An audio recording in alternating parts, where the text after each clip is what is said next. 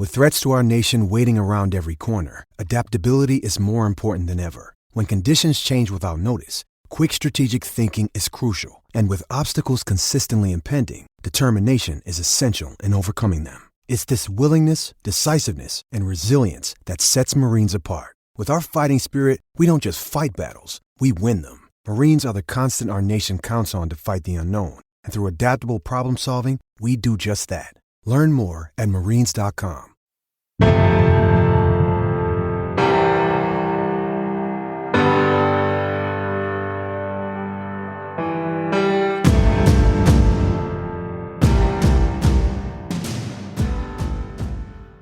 One of my big coaching points, I believe, more so than anything in the world, that when two forces collide, there's an opportunity for one force to steal energy. We coach this here. We're trying to do everything we can to be able to take energy from our opponent so that by the time we get to that third and fourth quarter, we're playing much more physical, being much more dominant because we've actually physically drained our opponent. Today's clinic series is a segment from the 4th annual Lawrence First and Goal Clinic with Garrett Tujague, the offensive line coach for NC State. In the short segment, Coach Tujague shares his insights and strategies related to offensive line play. He emphasizes the importance of attributes like toughness and selflessness in players and discusses teaching methods, including utilizing technology. He emphasizes the need for continuous learning and adaptation in coaching practices and finishes up with a concept he calls stealing energy from opponents to gain a physical advantage in the fourth quarter. Get access to this talk and all the talks from Lawrence First and Goal Clinic, plus the spring series sessions, which begin April 10th with Minnesota head coach P.J. Fleck. It's part of the Lawrence First and Goal Premium membership. Upcoming sessions include Kansas head coach Lance Leipold and Washington Commanders head coach Dan Quinn. The link to this is in the show notes. What you see on tape is a direct reflection of what you teach and how you teach. Video is important, but if you don't teach well, you're not going to like what you see on your video. First Down Playbook has been helping coaches teach better for 13 years. It allows you to present installs, playbooks, and practice cards in half the time with NFL quality. Coaching tools like video pairing, a player app, practice schedules, and wristband sheets have made First Down Playbook a program management system with everything in one place. If you're in a position of leadership with your football program, receive a free 1-week look at First Down Playbook. Call them at 512-814-6158 or visit them on their website or social media.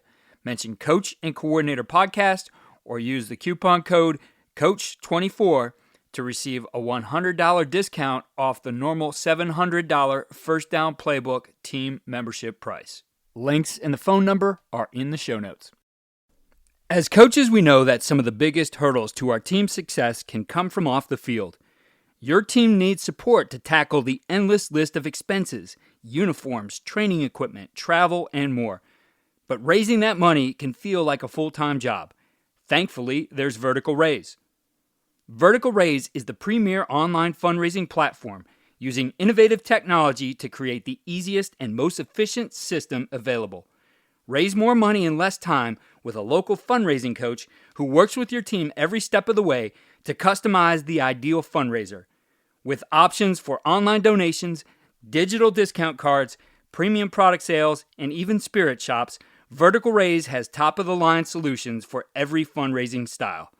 To find out more, visit verticalraise.com and we'll get you connected with an exclusive offer on your first fundraiser. Awesome, man. I appreciate it, guys, and I appreciate you taking time out of your day, jump on and get this going. Again, honored to have been asked to do this. Have learned a lot from these clinics over the last few years. So looking forward to spread my knowledge as well. Again, and as you do this, my hope is that you get one thing out of this that you're able to add value to your program with. Again, these are the things that work for us offensively here at NC State. And again, like I said, if there's any questions throughout this, please don't hesitate to ask as we're going through this. I think anytime we have a chance to interact, the more learning will take place. And so I always like to start with this slide when I'm given the opportunity to do these clinics. Again, who are we as an offensive line? I fully believe that if there were more offensive linemen on this planet, it'd be a better place to live. And so we talk a lot about being selfless here at NC State. A lot of times coaches will ask me all the time, man, so what is it that you're looking for when you recruit players to your program? I mean, obviously there's key indicators, but for me, a big piece, and might even be more so than some measurable things, is being tough. You know, I've been blessed. I've coached a lot of great players. I had a 6-foot center who made the 53-man roster for the Chiefs. And again, just because he was a tough sucker. So we're leaders. The thing that I talk about a lot with us is big man lead. And so we're leading. We're always finishing everything we do. We finish downfield. We finish in a good football position, right? And I think just anything in this profession, man, if you feel like you've learned it all, you need to get out of the game, right? Because again, no player or coach, in my opinion, knows it all. We can all learn together. Here's the thing with me and my teaching progressions.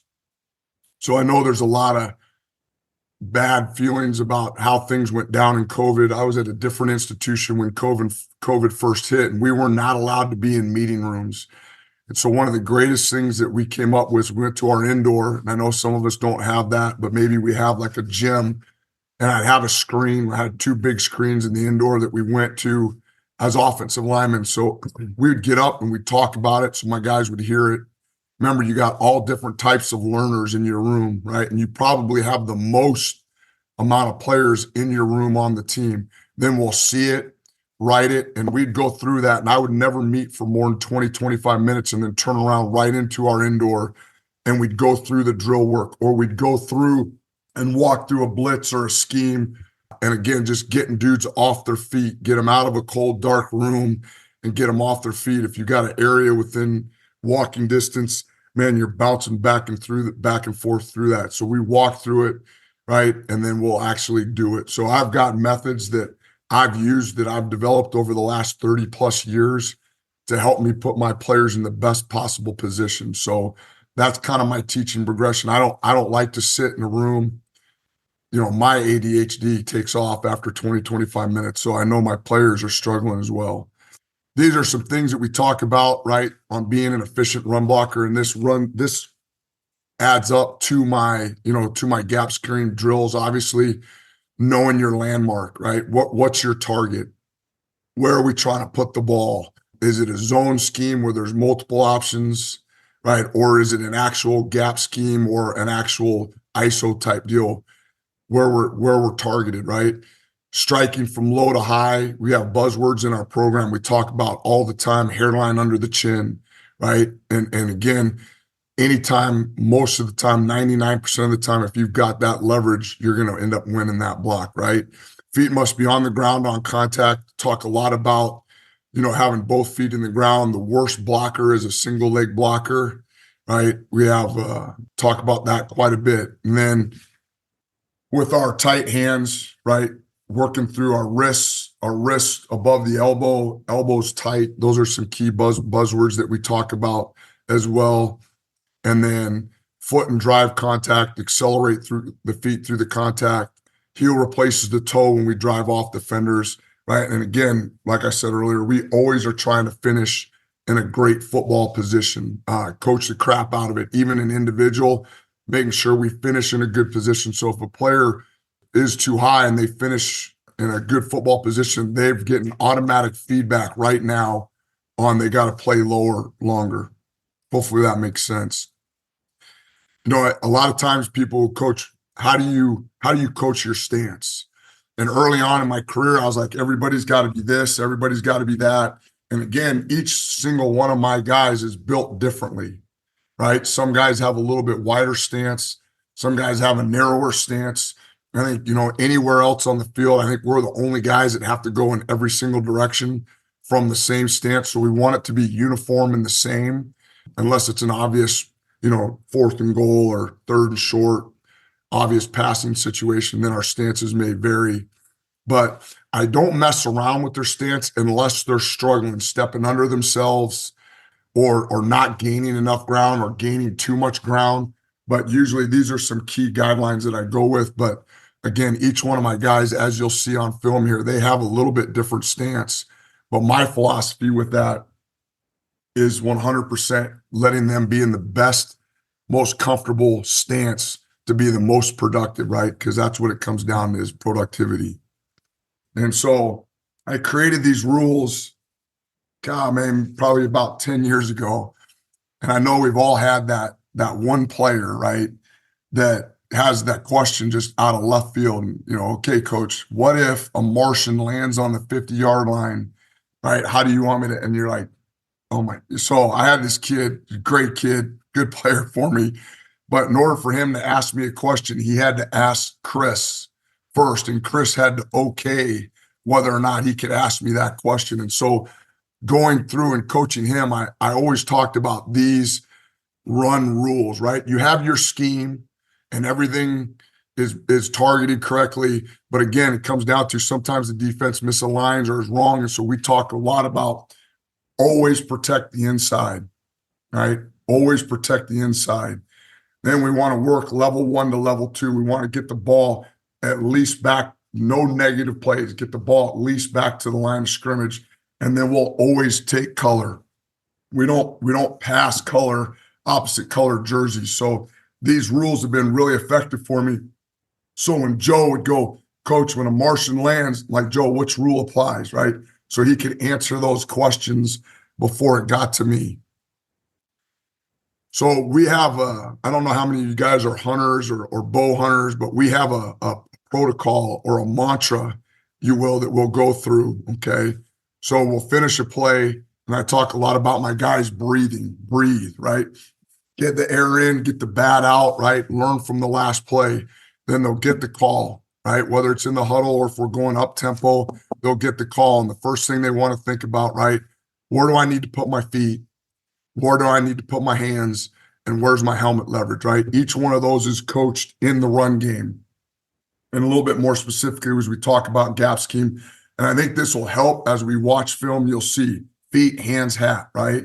Okay, then the ball snapped and it's step, strike, strain. So they have this mantra that they go through, right? And then it recycles and repeats. It's the same, right, for our pass pro. Feet, hands, hat, ball snap, step, strike, strain.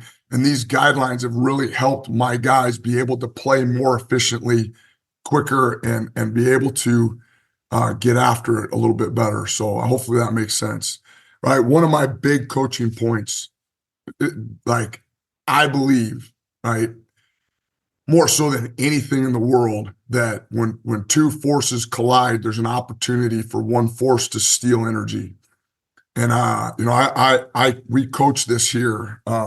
We're trying to do everything we can, right, to be able to take energy from our opponent so that by the time we get to that third and fourth quarter, we're playing much more physical, being much more dominant because we've actually physically drained our opponent. So back in 21, had my left tackle, really good player, but he had 9 dead ball personal penalties called because of him, right? So 9 15-yard gains. So those are explosive plays, right, throughout the course of 12 games because he would steal energy from an opponent, right? Whether it was in a run game or pass, little extra touch, or he'd scrape paint, getting downfield and cut off a D end and slam, put his back to him. The D end would slam right into the back of him.